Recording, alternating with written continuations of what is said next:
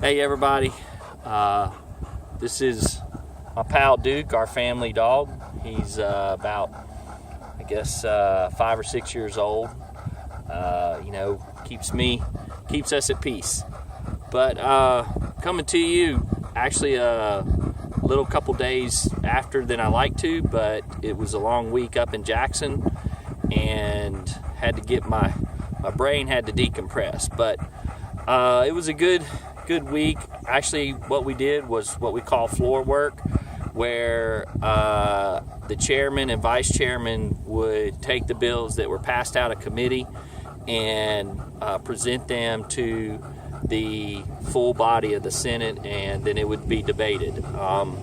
Proud to say that the majority, probably about 80% of the bills that I filed that made it out of committee passed the Senate this week, including ones I filed for the Prosecutors Association, which deal with everything from increasing penalties for a new charge called indecent assault to fixing a technical violation on the fondling charge, so that the criminals can't get through the loophole in the law.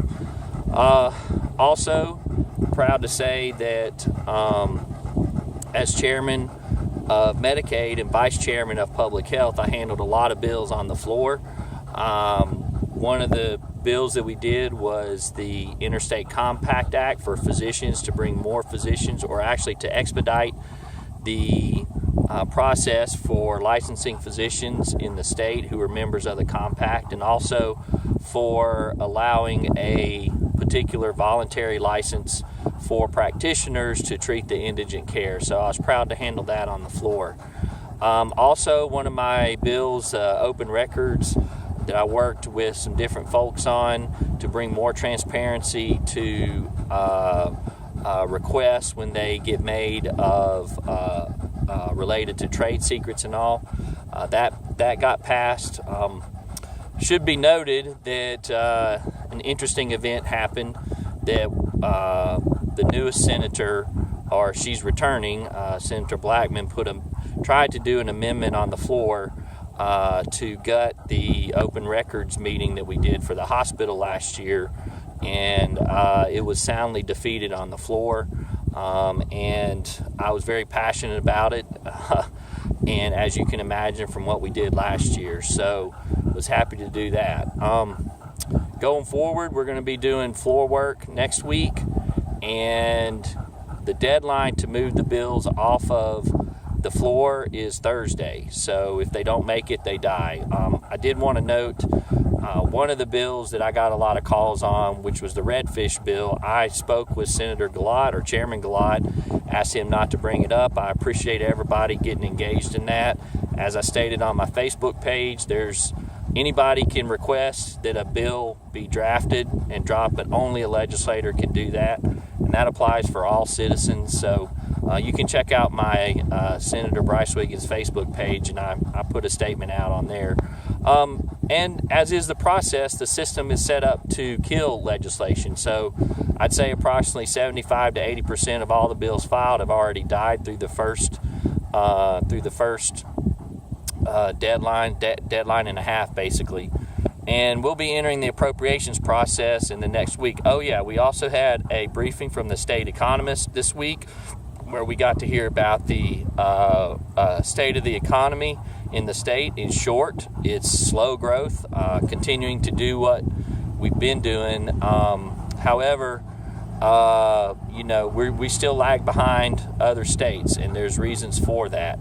In particular, I got to ask him a question after he finished, and I asked him particularly why we continue to drag behind the rest of the nation, and we have for the last 20 years.